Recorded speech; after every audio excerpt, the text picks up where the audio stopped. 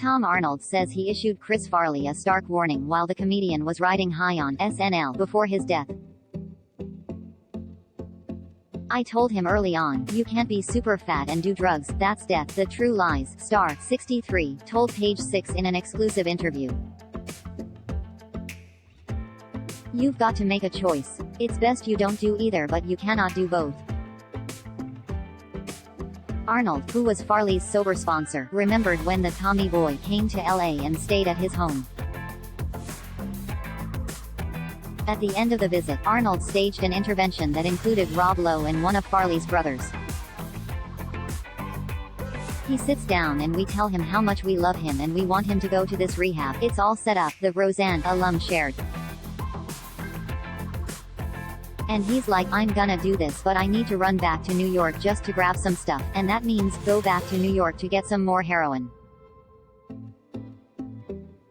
However, Farley was convinced to go to rehab by a therapist. The therapist said, "Actually, if you come with now, the first thing we do at rehab is give you drugs because we don't want you to have seizures."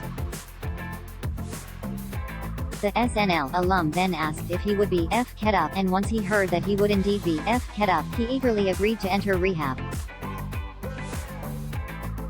Arnold shares that Farley ended up admitting himself into rehab 16 times.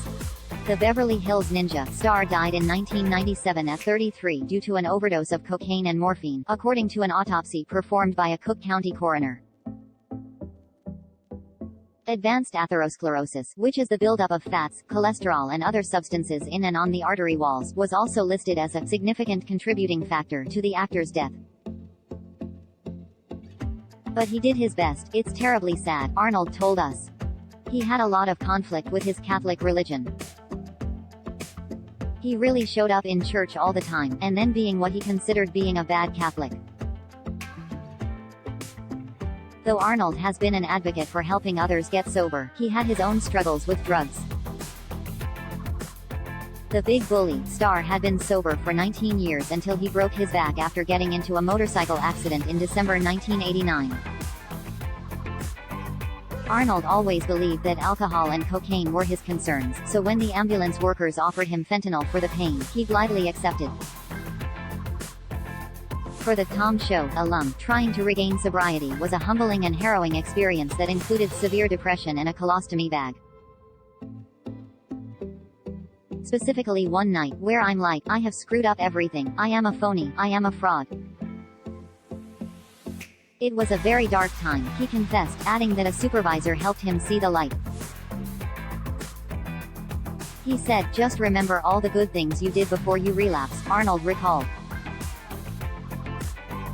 "That still counts." The comedian also revealed that he's read chunks of Matthew Perry's recent memoir, Friends, Lovers and the Big Terrible Thing, in which he described his decades-long battle with drugs and alcohol.